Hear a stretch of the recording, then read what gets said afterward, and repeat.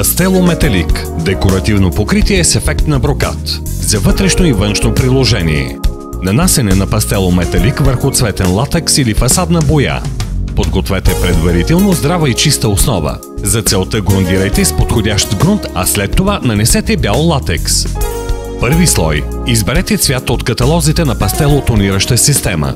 За по-добър ефект се препоръчват тъмни, наситени цветове. Нанесете боята с валяк или пистолет.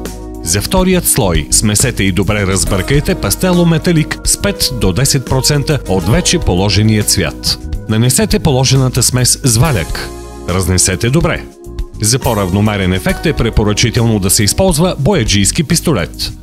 Покритията се нанасят в един или два слоя при температура не по-ниска от 5 градуса. Всеки следващ слой се нанася след изсъхване на предходния или 2-3 часа при 20 градуса. При външно полагане нанасенето да става при нормални атмосферни условия.